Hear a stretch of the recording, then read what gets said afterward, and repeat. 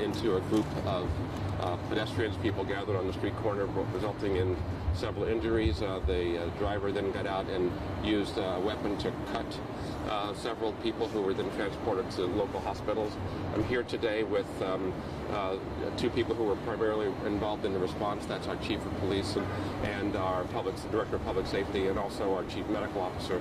Let me say first that I want to give our thoughts and prayers and hopes and wishes for speedy recovery to all those who were injured. We prepare for situations like this, but always hope never to have one. And so we're going to be able to go and visit the people who were injured a little bit later on this afternoon. But I just want to tell them all and their families how much we are looking forward to their full and complete recovery. Second, I want to commend our OSU police and the other police agencies who responded. You'll find within minutes the situation in case something was very unfortunate from being very much worse. Let me now, for specific details, give you to our Director of Public Safety, Monica Mall. Monica. Hi. We'll have more details for you later, but I pick up, please.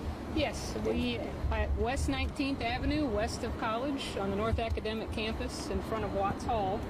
Around 9:52 a.m., the Emergency Dispatch Center got a report that a vehicle had struck pedestrians. At 9:53, an OSU PD officer called out on the radio that shots were fired. He engaged a suspect who had gotten out of the vehicle after hitting pedestrians. The suspect cut multiple individuals. The officer engaged the suspect and shot and killed the suspect. The first Buckeye alert went out at 9:55 to alert the campus community that there was an emergency. Many officers from various different jurisdictions all over the county and outside the county responded immediately. By 11 a.m., the shelter-in-place notification was lifted, and the law enforcement personnel in the area continue to investigate multiple other things. There are a few buildings that are still closed. We don't have any reports of anything else. We believe the threat was ended when the officer engaged the suspect.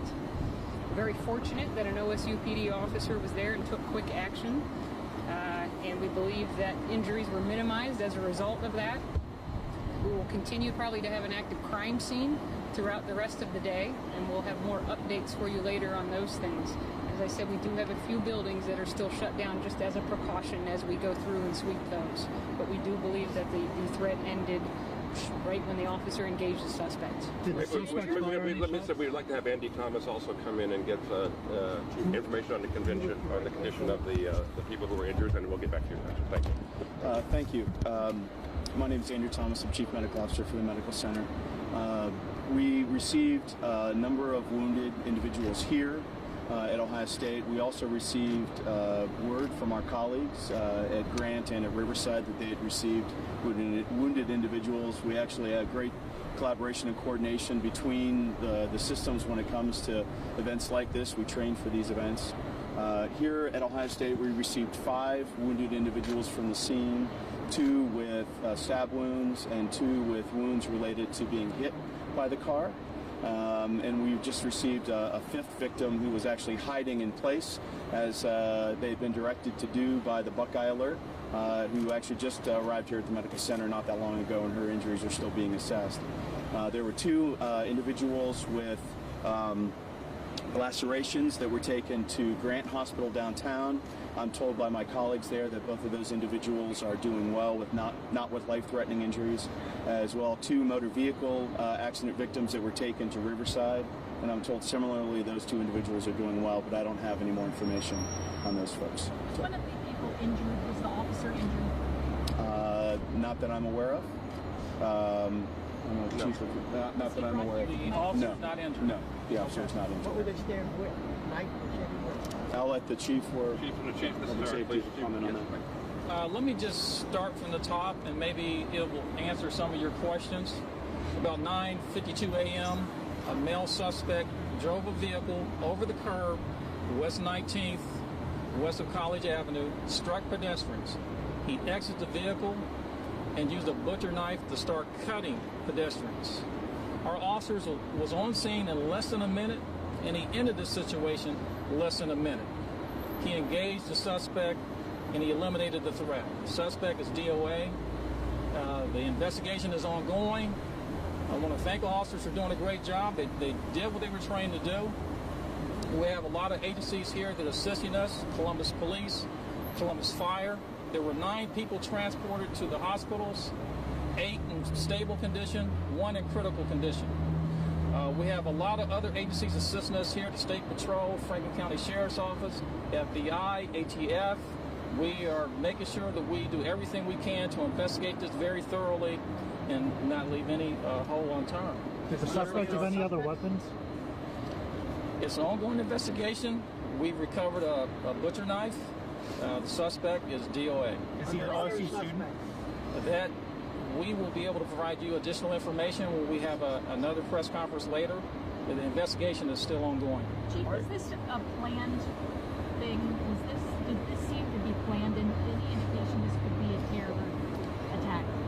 It's too early to say. The only thing that you can say, based upon common knowledge, that this was done on purpose to go over the curb and strike pedestrians, and then get out and start striking them with a knife. That was on purpose. Did the suspect say anything to the police officers?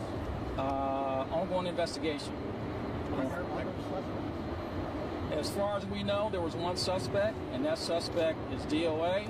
There were rumors of a second suspect, and we searched the Lane Avenue garage, and we could not find another suspect. We believe that there was 1 suspect, and we have that suspect. Is there a fire alarm pulled before this, and that's why some of the students were out on the sidewalk? Earlier today, there was a gas leak at a building, and so Columbus Fire was on scene checking that, and it was a valve. Which building? That was, I believe, Whitehall, the one at West 19th and College. Do we think that has any role in this at all? Still under investigation. What did you say about the injuries? The type of injuries? Maybe Andy would speak a little bit more about Sure. There were multiple injuries related to lacerations or cuts, most likely, as Chief said, from the stab wounds from the butcher knife. Then there were a number of people that had orthopedic and other soft tissue injuries related to being hit by the car initially. It's our understanding from the other hospitals, and it's our knowledge here, that none of the individuals appear to have life-threatening injuries at this time. Do they have to have surgery? One had, actually two. They had surgery. Yeah, 2 have completed surgery at this point here, mainly for orthopedic issues. Are they students, faculty, staff? We're going to release more information with the university at a later time. Talk about how you called for staff to come to the hospital. Talk about that. We saw them arriving to sleeves rolled up, ready to go. So we have a process that's actually university-wide. When the Buckeye Alert goes out, we jump into action. The active shooter protocol is something that went out across campus, but also we internally have what's called a code yellow, or disaster drill. We immediately made phone calls to key individuals, both the emergency department, our surgeons, our nurses, our respiratory therapists, and people just descend. We train for this. We work with the other hospitals in the city and the Central Ohio Trauma System to train for exactly these types of events. But I can't tell you how proud I am to work here at the university, and to see my colleagues come together in a moment that all of us would really hate to ever have happen on any campus, much less our own. But it was great to see the response, and I'm glad people were not any further injured than they were. Dr. Drake, back to Mike's. If you could talk a little bit about the mood on campus now, and you just come back from Thanksgiving break. This has got to be a tough time. You can see it on the faces of students here. Yes, this is obviously a tragic situation, and something that, as Andy was saying earlier, we prepare for every year. Our students, our faculty, our staff are all trained because we've seen things like this happen around the country, and the best that we can do is to be prepared and then respond appropriately. I did want to say that we were so grateful that our police were there on the scene, able to neutralize the situation, that the injuries were not more severe than they were, and that, as you understand, people have been to the hospital already, treated and released in some cases, operated on, but out of the operating room already in other cases. So we're pleased that those injuries aren't any more serious. I'll be able to go and visit those who were injured a little bit later on this afternoon. What do you say to them? What I say to patients, regardless of circumstances, that we're here for them, and we want to do everything we can to help them have a full and complete recovery as quickly as possible, and just let them know that we care about them as people as well as patients. How do you assure students, parents, that when campus reopens, they'll be safe when they come back? You know, we all do what we can to be as safe as we possibly can, and we all have the normal safety protocols in place, and we all live with the fear that things like this can happen to us. And so, but by being diligent and focusing, we believe we can be as safe as possible. And again, with our safety personnel and officers here to respond and help protect us, we're pleased that this was no more serious than it could have been. What do you plan to do about classes? Did you cancel classes? We canceled classes today. This was quite disruptive this morning, and we wanted, even though the situation appeared to be neutralized relatively rapidly, or very rapidly, we wanted to give the police a chance to begin their investigation, and so we held people in place until we felt that the campus was entirely safe and secure, pleased that that was the case. But now we've disrupted the schedule for half a day. It's emotionally draining and quite frightening, and so we wanted to say that this is a good day to to step back from classes, sort of get our footing, and then open again tomorrow. Sir, can somebody speak to the nature of the alert that went out that said run, fight, hide, or something to that effect? Is that a normal alert? Or yeah, so we have our protocol that we rehearse for what one should do if one engages an active shooter. And what we heard at first, what I heard at first, was that there were shots fired on campus, and therefore the active shooter protocol was going to be put in place, which is to do as much as possible to protect people, which is to not engage, to find some place to be safe, and to hide in place while the professionals arrive to neutralize the situation. So the first thing, our first order of business then was to make the campus safe and secure, and that happened, as you heard, within minutes. And then we investigate, and when we have information that lets people know that it's safe to resume normal or most normal activities, we allow that to go, that information to be shared. And we do that through text messaging, and it spreads rapidly throughout the campus. Yes, Michael Drake. Run, Hide, Fight is an ongoing training program. Run, Hide, Fight is an ongoing training program, and so when you see that referenced in an alert message, that rings a bell with members of the campus community that have been through the training. Talk about, there was a student hiding, so something must be getting through as the medical professionals talk to that. There was a girl hiding inside. The public safety team has done a lot of training across the community, and again, that's why they use those keywords in an alert to remind folks of what their options are for any violent intruder, whether it be someone with a gun or a knife like today. Those same principles apply. So those are kind of keywords that we use to remind people of their training. And Mayor Ginther's, yeah, he was, if you just say what words did you have to say for the community? Well, obviously, this is a city made up of great neighborhoods, and we're in one of our greatest neighborhoods. And so we're here to show our support and solidarity with President Drake and the entire university community. Lift up in our thoughts and prayers the victims of this senseless tragedy. And grateful for our first responders that were on the scene and helped to ensure that the situation did not escalate dramatically.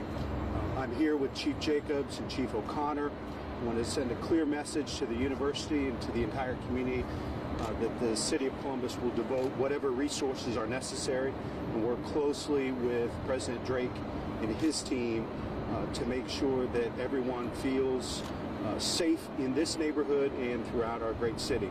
And grateful again for Dr. Thomas and Dr. Retchen and the amazing folks here and at the other hospitals that are treating some of the victims here today. But want everyone in Columbus to continue to lift up in our thoughts and prayers of the victims and their families.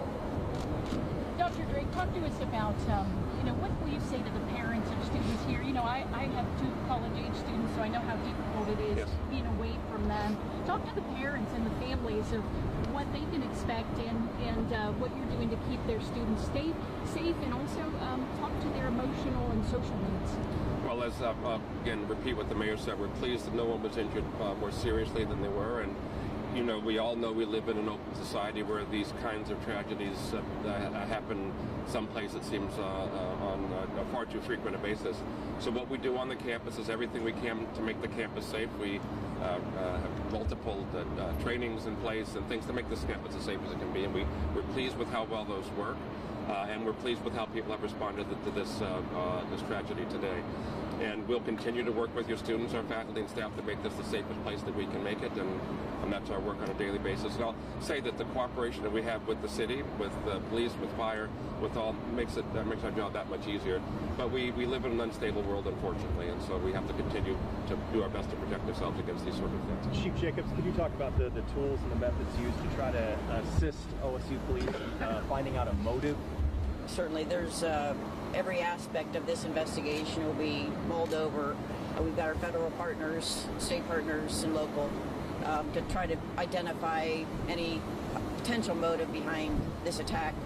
Obviously, with the purposeful intent that was noticed driving on the sidewalk, we're going to look at it from the potential that it was planned with regard to multiple injuries. And we will continue to work with all of those agencies to try to determine what was being talked about, whether it was on a device, online, whatever else.